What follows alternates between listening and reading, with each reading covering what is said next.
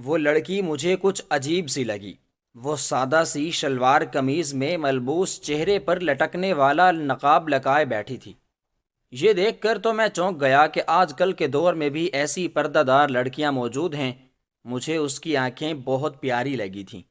میں اس کا چہرہ دیکھنا چاہتا تھا کیونکہ خوبصورتی میری سب سے بڑی کمزوری تھی۔ مجھے خوبصورت لوگ اور خوبصورت چیزیں بہت پسند آتی تھیں۔ اب میں نے ساری توجہ اس لڑکی پر مرکوز کر لی، کیونکہ اب مجھے اس بات کا انتظار تھا کہ کب وہ کھانا کھائے اور اپنے چہرے سے نقاب ہٹائے۔ مگر جیسے ہی وہ کھانا کھانے لگی تو میں یہ دیکھ کر حیران رہ گیا۔ صاحب جی، آپ کو بیگم صاحبہ بلا رہی ہیں۔ جب میں نے آنکھیں کھولیں تو نورہ کو اپنے بیڈ کی دائیں جانب پایا۔ وہ کچھ کہہ رہی تھی۔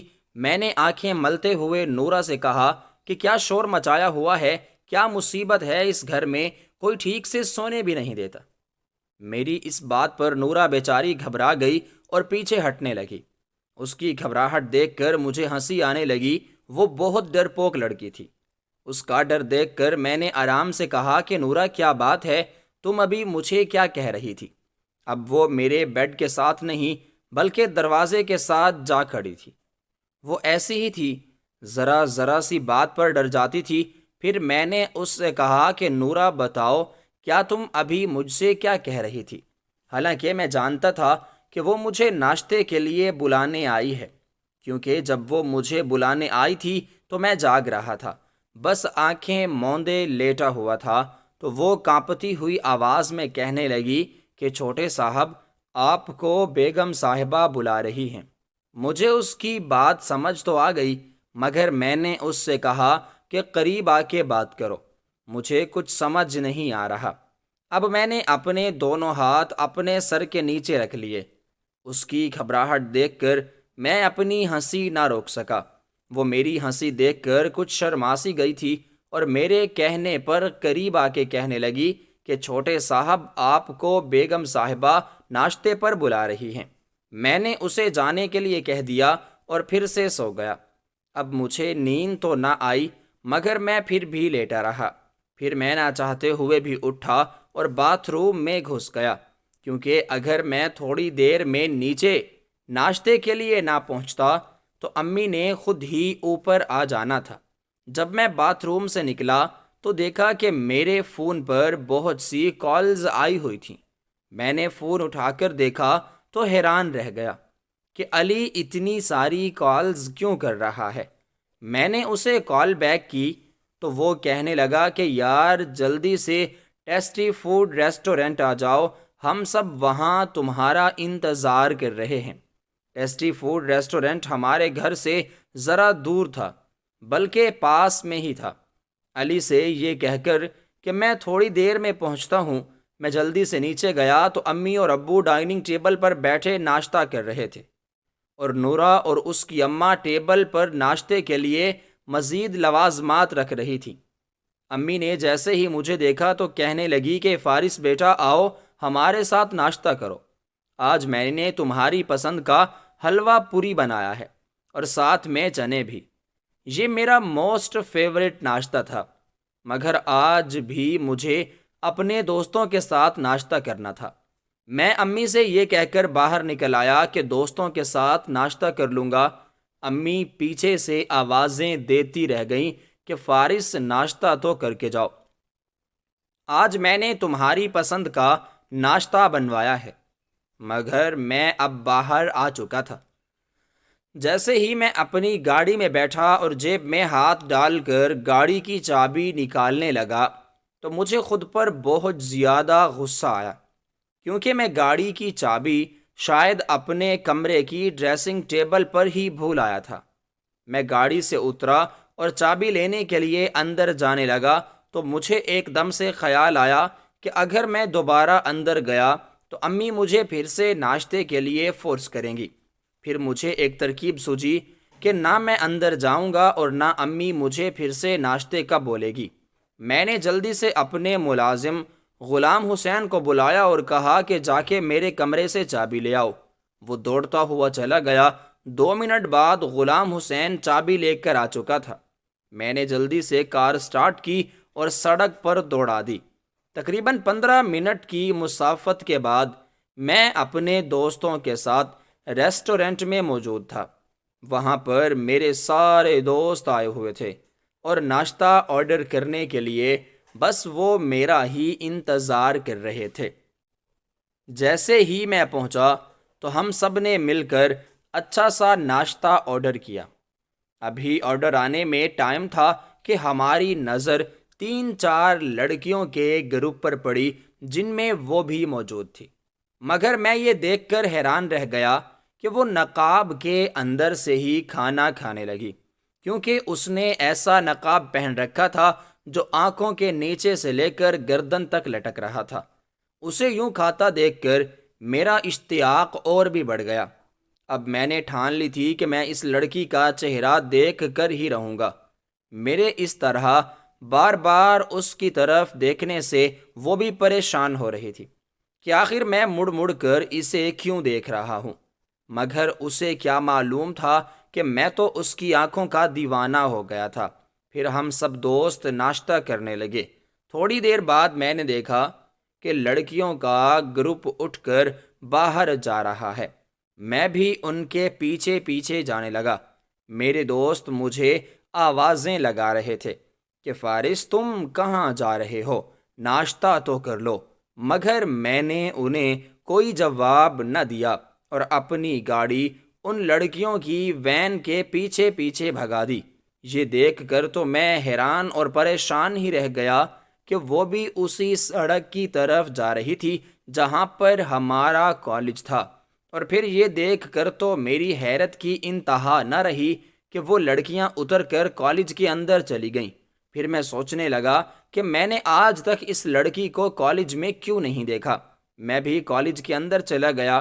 یہ وہی کالج تھا جہاں میں بھی پڑھ رہا تھا۔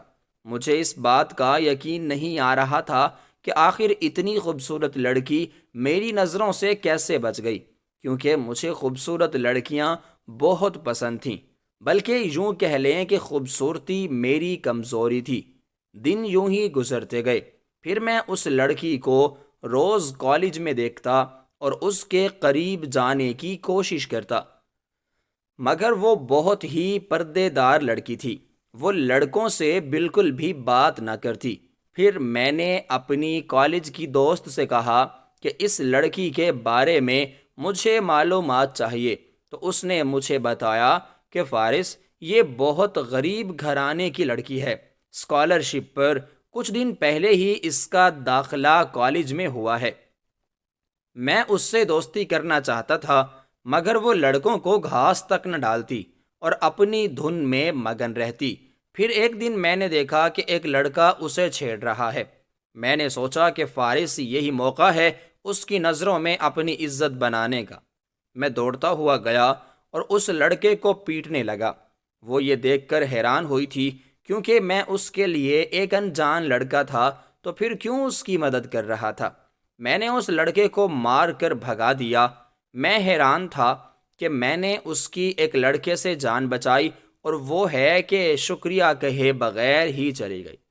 مجھے اس پر بہت زیادہ غصہ آیا تھا کہ اسے آخر کس چیز کا گھمنڈ ہے۔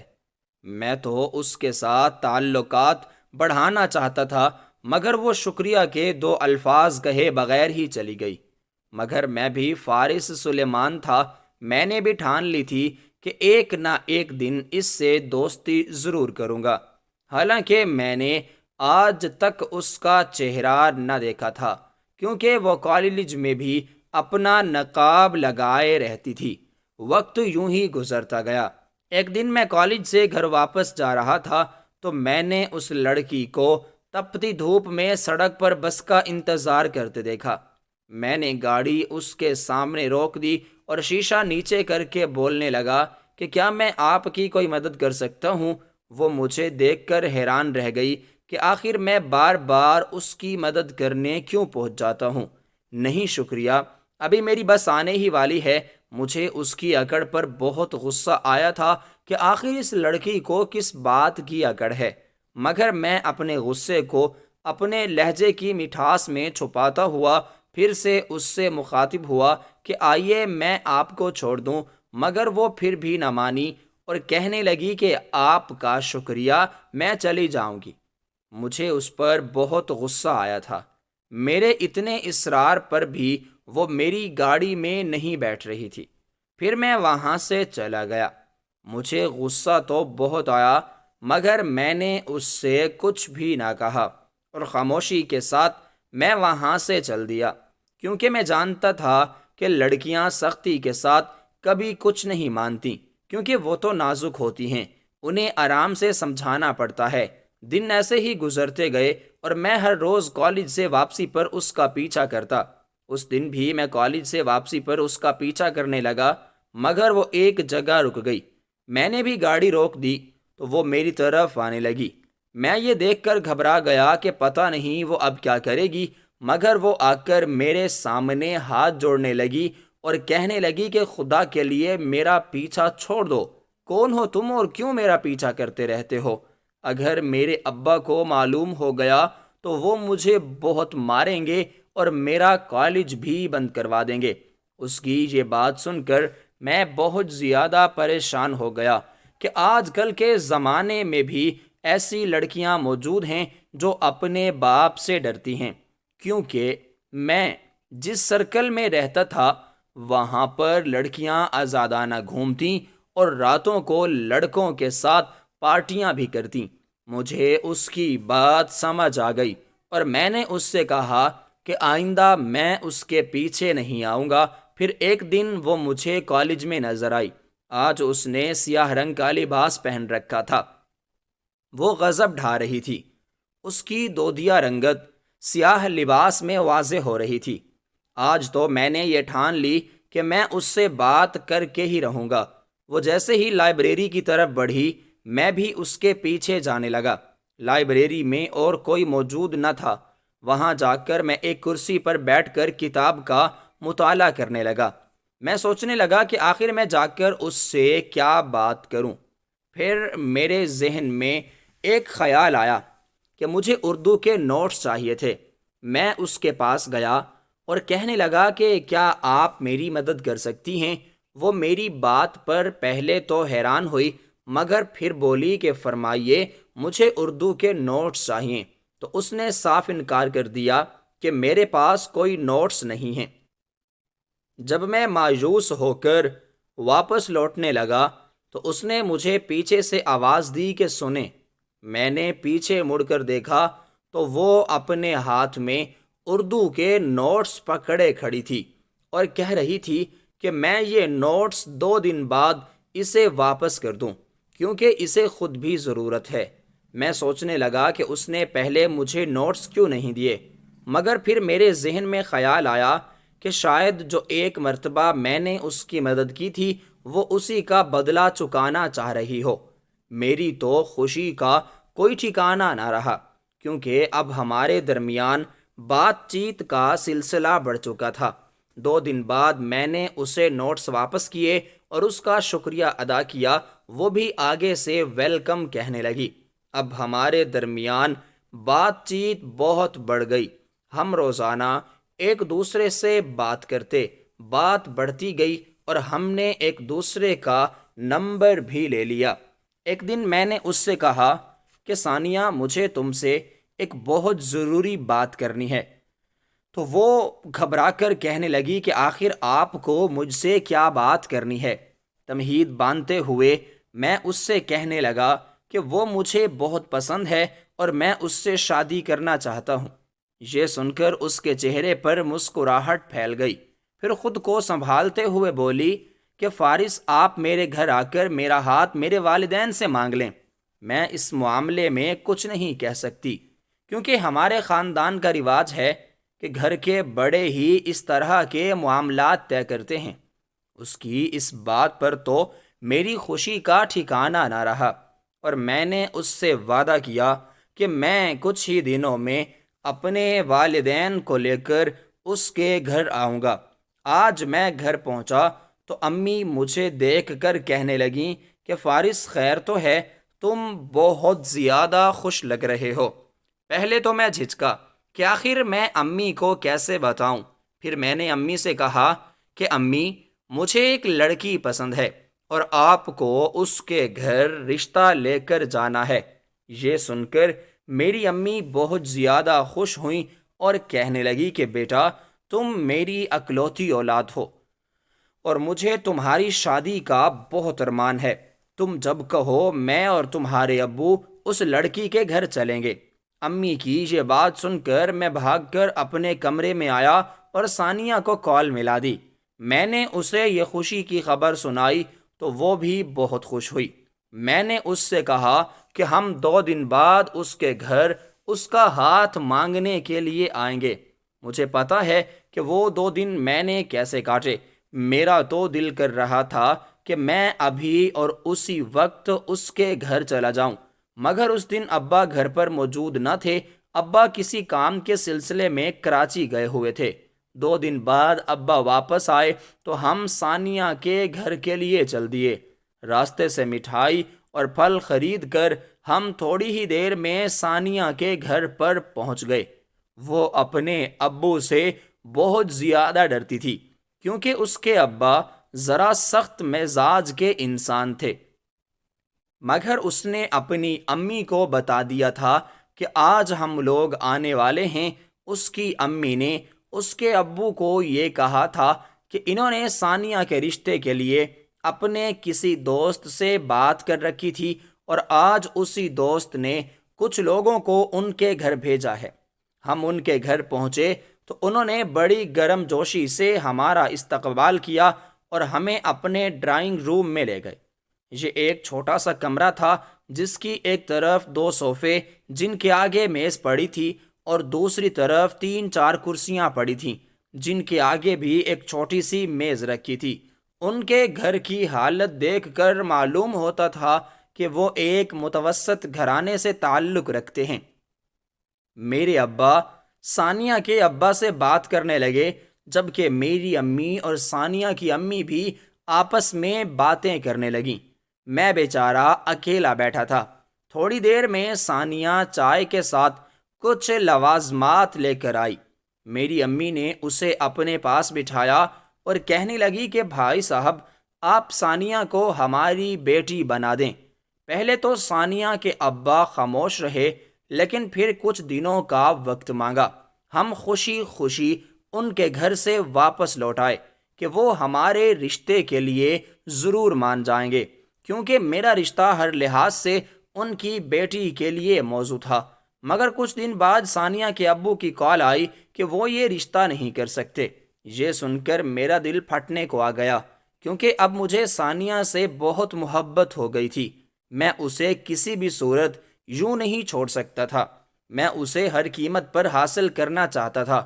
کچھ دنوں بعد ایک مرتبہ پھر میں نے اماں اور ابا کی منت کی کہ وہ لوگ دوبارہ ثانیہ کے گھر چلیں، مگر وہ نہ مان رہے تھے، بلکہ اب تو یہ بھی کہنے لگے کہ برخوردار اب ہم دوبارہ اس گھر سے اپنی بے عزتی نہیں کروائیں گے۔ مگر میری ضد کے آگے انہوں نے اپنے گھٹنے ٹیک دیے، کیونکہ میں ان کی اکلوتی اولاد تھا اور بچپن سے ہی وہ میری ہر بات مانتے آئے تھے۔ ہم ایک مرتبہ پھر سے ثانیہ کے گھر میں موجود تھے۔ اس کے ابا اماں ہمیں دیکھ کر بہت زیادہ حیران رہ گئے، کیونکہ ہم بغیر بتائے ہی آ گئے تھے۔ آج تو میں نے ثانیہ کو بھی نہ بتایا تھا کہ ہم اس کے گھر آ رہے ہیں، کیونکہ میں نہیں چاہتا تھا کہ وہ پریشان ہو اور مجھے روکے۔ ابا ایک بار پھر سے ثانیہ کے والد سے بات کرنے لگے کہ آخر انہیں یہ رشتہ کیوں منظور نہیں، اگر کوئی مسئلہ ہے تو ہمیں بتائیں۔ ثانیہ کے ابا بتانے لگے کہ ثانیہ ہماری چھوٹی بیٹی ہے، اس سے ایک بڑی بیٹی بھی ہے جو اسکالرشپ پر امریکہ پڑھنے کے لیے گئی ہوئی ہے۔ ان کے خاندان میں یہ رواج نہ تھا کہ پہلے چھوٹی بیٹی کا رشتہ کر دیں اور بڑی بیٹی بیٹھی رہے۔ یہ بات سن کر ہم حیران رہ گئے، کیونکہ ہم ایک آزاد خیال فیملی سے تعلق رکھتے تھے۔ ہمارے خاندان میں ایسی باتیں بالکل بھی نہیں کی جاتی تھیں۔ مگر میرے ابا نے ان کی بات سن کر ایک حل پیش کیا کہ ہم ابھی منگنی کر لیتے ہیں اور جب آپ کی بڑی بیٹی کا کہیں رشتہ ہو جائے گا تو پھر شادی کر لیں گے۔ تو اس بات پر وہ لوگ مان گئے، بلکہ بہت خوش ہوئے۔ جیسے ہی اس کے ابا مانے تو امی نے جلدی سے پرس سے انگوٹھی نکال کر ثانیہ کو پہنا دی۔ وہ پورا انتظام کر کے آئی تھیں۔ مجھے امی پر بہت پیار آیا۔ اس طرح ہماری منگنی ہو گئی، مگر مجھے ابا کی یہ بات بالکل بھی پسند نہ آئی، کیونکہ میں جلد سے جلد ثانیہ کو اپنا بنانا چاہتا تھا، مگر چاہ کر بھی کچھ نہ کہہ سکا کہ رشتہ نہ ہونے سے بہتر ہے کہ شادی ہی دیر سے ہو۔ وقت یوں ہی گزرتا گیا۔ ثانیہ اور میں روز کالج میں ملتے، بلکہ ایک ساتھ ہی رہتے۔ اب مجھے ثانیہ کی عادت ہو گئی تھی۔ اگر ایک دن بھی میں اسے نہ دیکھتا تو بہت پریشان ہو جاتا اور اسے ویڈیو کال کر دیتا تو وہ کہتی کہ فارس تمہیں کیا ہو گیا ہے؟ ابھی کل ہی تو ہم ملے تھے۔ اس دن بھی وہ کالج نہ آئی تھی۔ میں نے اسے کال کی تو وہ کہنے لگی کہ اس کی امی کی طبیعت ٹھیک نہیں ہے، اس لیے وہ گھر پر رہ کر ان کی دیکھ بھال کر رہی ہے۔ میں نے اس سے کہا کہ مجھے آج اس سے ملنا ہے، کیونکہ 2 دن سے میں نے اسے دیکھا نہ تھا۔ وہ پچھلے 3 دن سے کالج میں نہیں آ رہی تھی۔ تو وہ کہنے لگی کہ فارس میں کیسے آ سکتی ہوں؟ اماں کی طبیعت ٹھیک نہیں ہے، میں گھر پر رہ کر ان کی دیکھ بھال کرتی ہوں، میں کالج نہیں آ سکتی۔ تو میں نے کہا کہ بے شک تم کالج نہ آؤ، لیکن شام کو کہیں باہر تو مل سکتے ہیں۔ تو وہ کہنے لگی کہ ٹھیک ہے، اس وقت ابا بھی گھر پر ہوتے ہیں، ابا اماں کا خیال رکھ لیں گے۔ مگر پھر وہ کہنے لگی کہ میں شام کو کیسے آ سکتی ہوں؟ ابا کو کیا جواب دوں گی کہ کہاں جا رہی ہوں؟ یہ بات کہنے کے بعد خود ہی کہنے لگی کہ چلو ٹھیک ہے، میں ابا سے کہہ دوں گی کہ مجھے اپنی کسی دوست کے گھر جانا ہے۔ تو میں خوش ہو گیا کہ اس نے میرے مسئلے کا حل نکال دیا۔ پھر ہم ایک ریسٹورنٹ میں ملے۔ اس نے مجھے جو بات بتائی وہ سن کر میری خوشی کا کوئی ٹھکانہ ہی نہ رہا۔ وہ کہنے لگی کہ میری آپی 1 ماہ بعد پاکستان واپس آ رہی ہیں، اور آتے ساتھ ہی ابا ان کی منگنی میرے کزن کے ساتھ کر دیں گے، اور پھر ہماری شادی ہوگی۔ میں نے تو ابھی ہی اس کے ساتھ شادی کی پلاننگ کرنا شروع کر دی تھی کہ ہم کس طرح کا ایونٹ رکھیں گے، کس کو بلائیں گے، اور کس ڈیزائن کے ہم لوگ کپڑے پہنیں گے۔ تو وہ کہنے لگی فارس آپ تھوڑا صبر رکھیں، ابھی تو پورا 1 مہینہ آپ ہی کے آنے میں ہے، اور اس کے بعد ہی شادی کی جو ہے ڈیٹ فکس ہوگی۔ مگر مجھ سے صبر نہ ہو رہا تھا، اور میں نے اس سے کہا کہ ابھی اور اسی وقت میرے ساتھ شاپنگ پر چلو اور کچھ خرید لو۔ وہ میری اس بات پر ہنس دی اور کہنے لگی کہ فارس کچھ صبر کر لیں، جب آپی واپس آ جائے گی ان کی منگنی کے بعد ہی ہم شاپنگ کریں گے۔ میں بھی اس کی بات مان گیا کہ وہ بھی صحیح کہہ رہی ہے، ابھی اتنا تو ٹائم رہتا ہے، مگر مجھے خود پر قابو نہ تھا۔ میں چاہتا تھا کہ وہ جلد سے جلد میری دلہن بن کر ہمارے گھر آ جائے۔ میں تو ایک ایک کر کے دن گننے لگا، مگر لگتا تھا کہ جیسے 1 مہینہ 1 سال بن گیا ہو۔ مگر وہ وقت بھی آ ہی گیا جب اس کی آپی امریکہ سے واپس آئی۔ ایک دن ثانیہ کی امی نے میری امی کو فون کر کے بتایا کہ وہ کہہ رہی تھی کہ پرسوں ثانیہ کی بڑی بہن کی منگنی ہے، آپ سب کو ضرور آنا ہے۔ یہ سن کر میری خوشی دیدنی تھی، کیونکہ اس کے بعد ہماری شادی کی ڈیٹ فکس ہونی تھی۔ 2 دن بعد ہم ثانیہ کے گھر اس کی بہن کی منگنی پر گئے ہوئے تھے۔ میں مردان خانے میں بیٹھا تھا اور امی عورتوں کی طرف چلی گئی تھی۔ آج ابا نہ آئے تھے کیونکہ ان کی طبیعت ٹھیک نہیں تھی۔ میں ثانیہ کو دیکھنا چاہتا تھا، مگر ان کے گھر میں بہت سے مہمان آئے ہوئے تھے اور مردوں کا داخلہ منع تھا۔ تو میں نے ثانیہ کو کال کی کہ مجھے اسے دیکھنا ہے۔ تو وہ کہنے لگی کہ ایسا نہیں ہو سکتا فارس، گھر میں بہت مہمان ہیں۔ مگر میں باضد تھا کہ میں اسے ضرور دیکھوں گا۔ میں نے اس سے کہا کہ وہ اپنے گھر کی چھت پر چلی جائے، میں بھی وہاں پر آ جاؤں گا۔ اس طرح ہم دونوں ایک دوسرے کو دیکھ بھی لیں گے اور ایک دوسرے کو مل بھی لیں گے۔ میرے اصرار کرنے پر وہ مان گئی۔ تھوڑی دیر بعد اس کا میسج آیا کہ وہ چھت پر پہنچ چکی ہے، میں بھی آ جاؤں۔ جب میں نے اسے دیکھا تو میری آنکھیں پھٹی کی پھٹی رہ گئیں۔ وہ بہت حسین لگ رہی تھی۔ آج اس نے گلابی رنگ کا فراق پہن رکھا تھا۔ اس کی گالیں بھی فراق کی طرح ہی گلابی ہو رہی تھیں۔ جاتے ہی میں نے اس کا ہاتھ پکڑ لیا۔ وہ میری اس حرکت پر شرماسی گئی اور ہاتھ چھڑوانے لگی، مگر میں نے اس کا ہاتھ پکڑے رکھا اور اس کی آنکھوں میں آنکھیں ڈال کر کہنے لگا کہ ثانیہ، آج تم بہت پیاری لگ رہی ہو۔ میری اس بات پر وہ اپنی نظریں جھکا گئی۔ وہ بس زمین کو ہی گھورے جا رہی تھی۔ وہ مجھ سے کہنے لگی کہ فارس، میرا ہاتھ چھوڑ دیں، کوئی دیکھ لے گا، مگر میں نے اس کی بات نہ مانی۔ میں سیڑھیوں کے راستے کی طرف پیٹ کیے کھڑا تھا اور اس کا منہ جو تھا وہ سیڑھیوں کی جانب تھا۔ تھوڑی دیر بعد وہ چلائی کہ ابا۔ میں نے جلدی سے اس کا ہاتھ چھوڑ دیا۔ وہ بھاگ کر سیڑھیوں سے اترنے لگی اور شرارتی نگاہوں سے وہ میری طرف دیکھنے بھی لگی۔ اس کے ابا نہیں آئے تھے۔ وہ تو مجھ سے بھاگنے کے لیے اس نے شرارت کی تھی۔ اس کی شرارت پر میرے چہرے پر مسکراہٹ پھیل گئی۔ وہ بھی مسکرانے لگی اور نیچے بھاگ گئی۔ پھر ہم گھر لوٹ آئے۔ میں اس کی بہن سے نہ ملا تھا کیونکہ وہ عورتوں کے ساتھ گھر کے اندر ہی بیٹھی تھی۔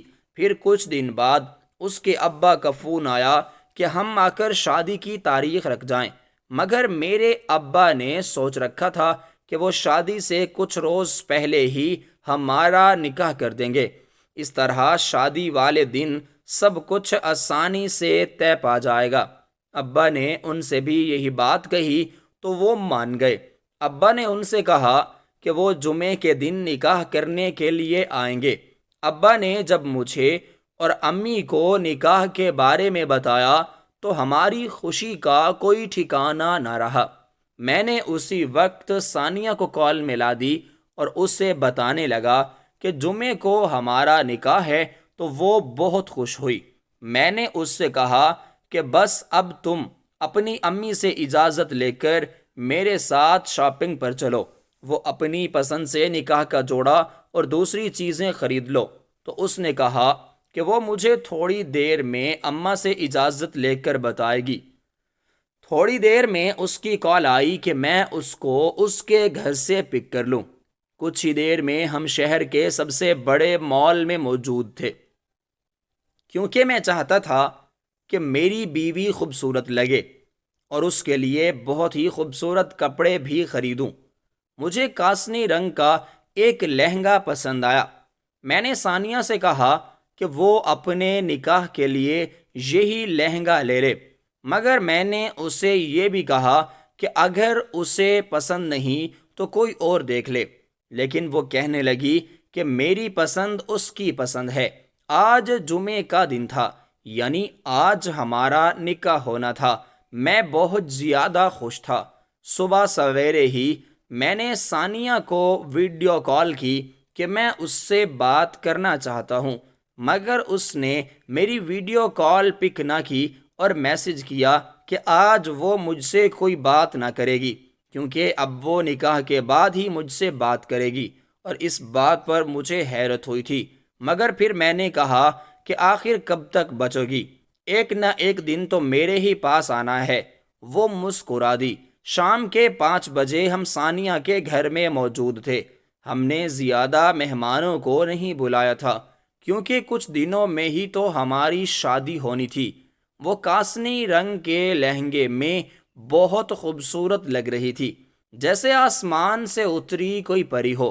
قاضی صاحب نے ہمارا نکاح پڑھایا اور نکاح ہونے کے بعد ہر طرف مبارکباد کی صدائیں گونج اٹھیں۔ سب ایک دوسرے کو گلے مل کر مبارکباد دے رہے تھے۔ نکاح مبارک مسز فارس سلیمان۔ جب میں نے اس کے کان میں سرگوشی کی تو وہ بھی مسکرا دی، کہنے لگی آپ کو بھی نکاح مبارک ہو۔ تھوڑی دیر بعد میں نے دیکھا کہ ایک لڑکی جس نے سرخ رنگ کا شلوار قمیض پہن رکھا ہے مٹھائی کی پلیٹ لے کر ہماری طرف بڑھی اور کہنے لگی، جی جاجی منہ میٹھا کیجیے۔ اسے دیکھ کر تو میں ہکا بکا رہ گیا۔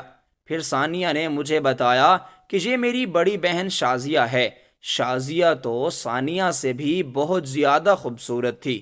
ایک مرتبہ تو میرا دل کیا کہ میری بیوی ثانیہ نہیں بلکہ شازیہ ہوتی، کیونکہ خوبصورتی میری سب سے بڑی کمزوری تھی، اور شازیہ تو ثانیہ سے بھی زیادہ خوبصورت تھی۔ میرے دوست اکثر مجھ سے کہا کرتے تھے کہ میں آئے روز کسی نئی لڑکی کو پسند کر لیتا ہوں، مگر اس وقت مجھے ان کی بات اچھی نہ لگتی۔ مگر جیسے ہی میں نے شازیہ کو دیکھا تو میں ثانیہ کو بھول گیا۔ مگر اب کچھ نہ ہو سکتا تھا، ہمارا نکاح ہو چکا تھا۔ کچھ ہی دن بعد ہماری رخصتی بھی ہو گئی۔ ثانیہ دلہن بن کر ہمارے گھر آ گئی، مگر اب وہ مجھے اچھی نہ لگتی تھی۔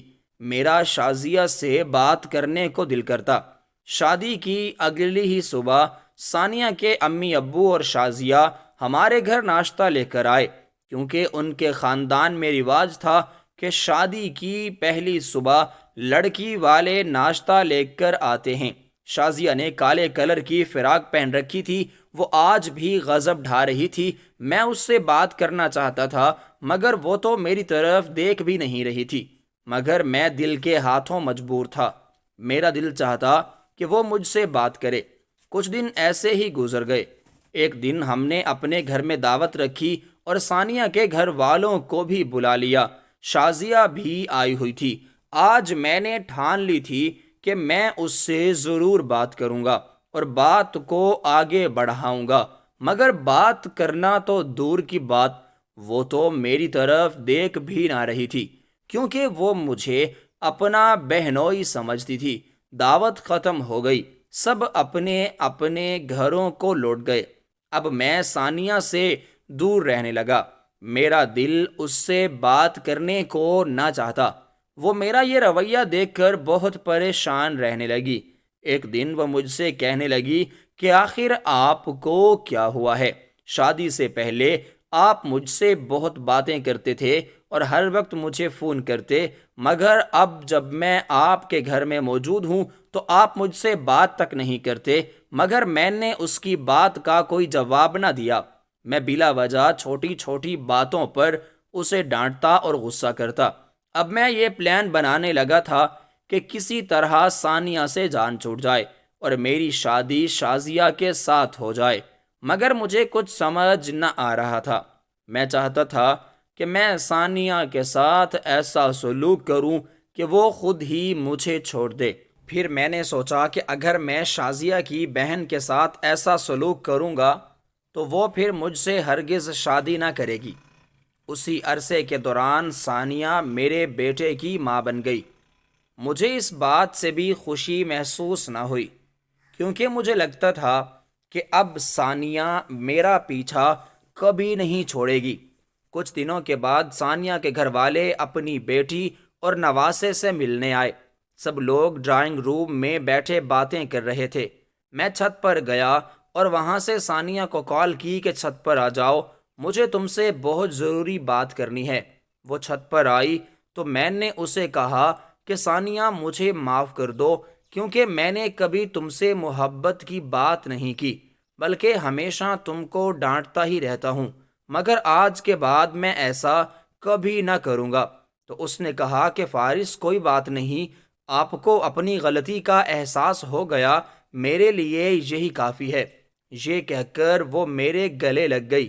موقع دیکھتے ہی میں نے اسے چھت سے دھکا دے دیا اور خود بھاگتا بھاگتا نیچے آیا کہ ثانیہ چھت سے گر گئی ہے۔ اسے جلدی سے ہسپتال لے جایا گیا، مگر وہ بچ نہ پائی۔ اس دن مجھے افسوس تو بہت ہوا کہ میں نے ایک لڑکی کی جان لے لی، مگر میں کیا کرتا؟ میں اپنے دل کے ہاتھوں مجبور تھا۔ مجھے شازیہ بہت پسند تھی۔ میں چاہتا تھا کہ میری اور شازیہ کی شادی ہو جائے، چاہے کچھ بھی ہو، وہ میری ہو جائے۔ اس دن سب کو بہت حیرت ہوئی تھی کہ آخر ثانیہ چھت سے کیسے گر گئی۔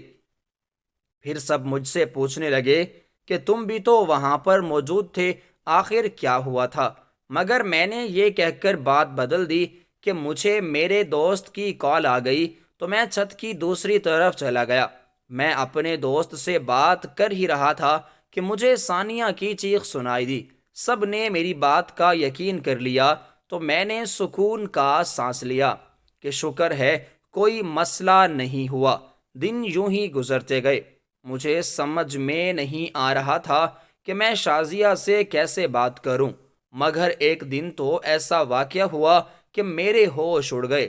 ثانیہ کی امی ہمارے گھر آئیں اور کہنے لگیں کہ ثانیہ تو اب اس دنیا میں نہیں رہی، انہیں اپنے نواسے کی بہت فکر رہتی ہے، وہ چاہتی ہیں کہ شازیہ کی شادی فارس سے کر دی جائے، اس طرح ان کا نواسا ماں کی محبت سے محروم نہیں رہے گا، خالہ بچے کو ماں بن کر پالے گی۔ میری امی نے کہا کہ وہ ابا اور مجھ سے بات کر کے بتائے گی۔ یہ سن کر تو میری خوشی کا کوئی ٹھکانہ نہ رہا۔ میں اور کیا چاہتا تھا؟ میں جو چاہتا تھا وہ مجھے ملنے والا تھا۔ اماں نے ابا سے بات کی تو وہ بھی مان گئے اور کہنے لگے کہ اس طرح ان کا پوتا ماں کی محبت سے محروم نہیں رہے گا۔ مگر شازیہ کی امی یہ بھی کہہ گئی تھیں کہ ابھی 2-3 ماہ وہ شادی نہ کریں گی، کیونکہ ابھی تو ان کی بیٹی کو گئے ہوئے کچھ ہی دن ہوئے ہیں۔ ہم لوگ بھی مان گئے کہ چلو 3-4 ماہ بعد شادی کر لیں گے۔ اب میرا دل کرتا کہ میں شازیہ سے بات کروں۔ اب تو میرا اس کے ساتھ رشتہ بھی پکا ہو گیا تھا، مگر مجھے سمجھ نہ آتی کہ آخر کیسے بات کا آغاز کروں، کیونکہ میں پہلے اس کا جیجا رہ چکا تھا۔ وہ کیا سوچے گی کہ میں اس کی بہن کی موت کے کچھ دن بعد ہی اس سے محبت کی باتیں کرنے لگا ہوں۔ پھر میں نے سوچا کہ کچھ ہی مہینوں کی تو بات ہے، ایک نہ ایک دن وہ میرے گھر آ جائے گی تو پھر اس سے اپنی محبت کا اظہار کر لوں گا۔ پڑھائی مکمل کرنے کے بعد میں ابا کے ساتھ بزنس پر لگ گیا۔ ایک مرتبہ ابا نے مجھ سے کہا، بیٹا تم آفس کے کام کے سلسلے میں 3 ماہ کے لیے دبئی چلے جاؤ۔ پہلے تو مجھے ان کی بات پسند نہ آئی، مگر پھر میں نے سوچا کہ یہاں پر بھی میرا وقت نہیں گزر رہا تو میں دبئی چلا جاتا ہوں، اور میں نے ابا سے کہا کہ دبئی سے واپسی پر میرا اور شازیہ کا نکاح کر دیں تو وہ بھی مان گئے۔ وہ دن بھی آ گیا جس روز میرا اور شازیہ کا نکاح ہونا تھا۔ آج میں بہت خوش تھا کہ مجھے میری محبت مل گئی ہے، مگر شازیہ مجھے کچھ خوش نہ لگتی تھی۔ نکاح کے بعد میں نے اس سے بات کرنے کی کوشش کی، مگر وہ دوسری طرف اپنا منہ پھیر گئی۔ تھوڑی دیر بعد وہ رخصت ہو کر ہمارے گھر آ گئی۔ میں جیسے ہی دولہا بند کر کے کمرے میں گیا تو یہ دیکھ کر حیران رہ گیا کہ وہ ایک طرف منہ کیے بیٹھی۔ میں اس کے پاس گیا اور اس کا ہاتھ پکڑ لیا اور کہنے لگا کہ شازیہ کیا ہوا ہے، تم کیوں اتنی پریشان ہو؟ تو وہ مجھ سے کہنے لگی کہ میں پریشان نہیں ہوں۔ اس نے مجھے ایک ڈبیا تھما دی اور کہا کہ اس میں میرے لیے گفٹ ہے۔ میں نے وہ ڈبیا کھول کر دیکھی تو میں حیران رہ گیا، کیونکہ اس میں ایک فلیش ڈرائیو تھی۔ میں نے پوچھا کہ اس میں کیا ہے، تو اس نے کہا کہ آپ خود دیکھ لیں۔ میں نے وہ فلیش ڈرائیو اپنے موبائل کے ساتھ لگائی تو میرے سامنے ایک ویڈیو کھل گئی، جس میں واضح طور پر دیکھا جا سکتا تھا کہ میں اور ثانیہ چھت پر موجود باتیں کر رہے ہیں۔ میں نے ویڈیو تھوڑی سی آگے کی تو وہ منظر میری آنکھوں کے سامنے لہرانے لگا جس میں ثانیہ کو چھت سے دھکا دے رہا ہوں۔ یہ ویڈیو دیکھ کر میرے تو پسینے چھوٹ گئے۔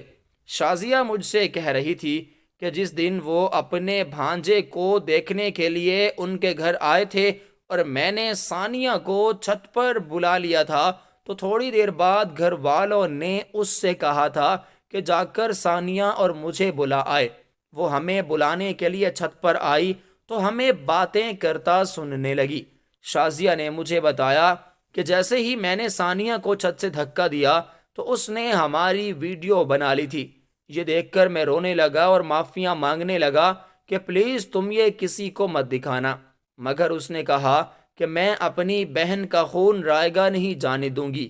میں کچھ نہیں کر سکتا تھا، مگر میں نے وہ فلیش ڈرائیو جلدی سے اٹھا کر زمین پر پھینک دی، وہ ٹوٹ گئی۔ اب میں مطمئن ہو گیا کہ اب وہ میرا کچھ نہیں بگاڑ سکتی، مگر میرا یہ عمل دیکھ کر وہ تنزیہ مسکرانے لگی اور کہنے لگی کہ وارث صاحب، آپ کو اور کتنی ویڈیوز چاہیے؟ آپ کو کیا لگتا ہے کہ میں نے صرف اسی فلیش ڈرائیو میں ویڈیو رکھی ہے؟ میں نے بہت سی فلیش ڈرائیوز میں یہ ویڈیو کاپی کر لی تھی۔ اب تو اس کی باتیں سن کر میری ٹانگیں خوف سے کانپنے لگیں۔ میں ایک بار پھر سے اس سے معافیاں مانگنے لگا کہ پلیز مجھے معاف کر دو، میں تم سے محبت کرنے لگا تھا، بس اس لیے جذبات میں آ کر میں نے ثانیہ کو دھکا دے دیا اور وہ مر گئی۔ مگر شازیہ میری بات ماننے کو تیار نہ تھی۔ وہ کہے جا رہی تھی کہ بے شک آپ میرے شوہر ہیں، مگر میں آپ کو سزا دلوا کے رہوں گی۔ اس کے بعد اس نے پولیس کو کال کر دی۔ تھوڑی دیر بعد گیٹ پر دستک ہونے لگی۔ ابا نے جا کر گیٹ کھولا تو سامنے پولیس کھڑی تھی۔ ابا گھبرا گئے اور جلدی سے مجھے بلانے لگے۔ میں تو پہلے ہی ڈرا ہوا تھا اور اپنے کمرے میں کنڈی لگائے بیٹھا تھا۔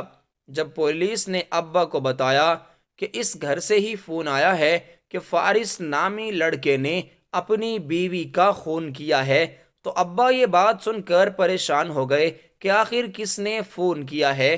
تو شازیہ بھی وہیں پر پہنچ گئی اور تمام بات ابا کو بتانے لگی۔ ابا کی آنکھوں سے بھل بھل آنسو بہنے لگے۔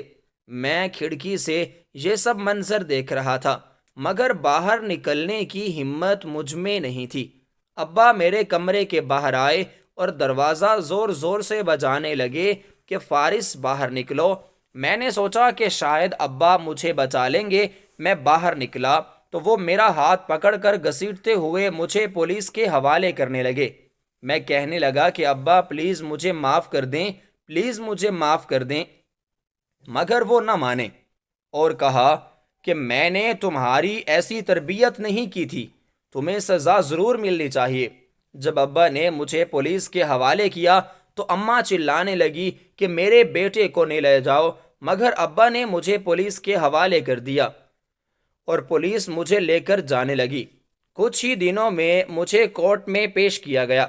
قتل کے جرم میں مجھے پورے 10 سال کی قید ہوئی، وہ بھی اس لیے کہ ثانیہ کے گھر والوں نے آ کر کورٹ میں بیان دیا کہ ہم اپنے داماد کو معاف کرتے ہیں، لیکن اسے سزا ضرور ہونی چاہیے۔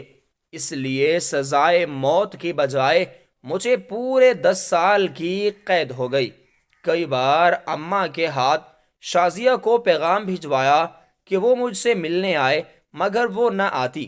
میں سارا دن جیل میں اکیلا بیٹھا رہتا اور اپنے جرم کی سزا کاٹتا رہتا۔ آج مجھے اپنی اس عادت پر غصہ آیا تھا کہ ہر وقت میں عورتوں کو دیکھتا رہتا۔ اگر میری یہ عادت نہ ہوتی تو آج میں سکون سے اپنی بیوی کے ساتھ زندگی گزار رہا ہوتا۔ میں نے کئی مرتبہ گڑ گڑا کر اپنے رب سے معافیاں مانگی، مگر میرے دل کو سکون نہ ملتا، کیونکہ میں نے بہت بڑی غلطی کی تھی۔ ایک انسان کو ہی مار ڈالا تھا اور وہ بھی اپنی بیوی کو، مگر اب پچھتانے کا کوئی فائدہ نہ تھا، کیونکہ میں نے اتنی بڑی غلطی کی تھی جس کی کوئی معافی نہ تھی۔ آج میں جیل سے گھر آیا تو آ گیا، مگر کوئی بھی مجھے دیکھنا نہ چاہتا تھا۔ ابا تو مجھ سے بات ہی نہ کر رہے تھے۔ میں کمرے میں گیا اور شازیہ سے معافی مانگی۔ وہ مجھ سے کہنے لگی کہ آپ نے بہت بڑی غلطی کی ہے، مگر میں آپ کو معاف کرتی ہوں، کیونکہ آپ اپنی سزا بھی کاٹ چکے ہیں، مگر آپ کی وہ عزت اب میری نظروں میں نہیں رہی جو میری بہن کی موت سے پہلے تھی۔ اس کی یہ بات سن کر مجھے احساس ہوا کہ میں نے اتنی بڑی غلطی کر دی کہ جس کی معافی مجھے ساری زندگی نہیں ملنی۔ میری ان لڑکوں سے گزارش ہے جو ہر وقت غیر لڑکیوں کو گھورتے رہتے ہیں اور اپنی بیوی کے ساتھ مخلص نہیں ہوتے، کہ خدارا اپنی بیویوں کے ساتھ مخلص رہیں، ورنہ میری طرح آپ لوگوں کو بھی پچھتانا پڑے گا۔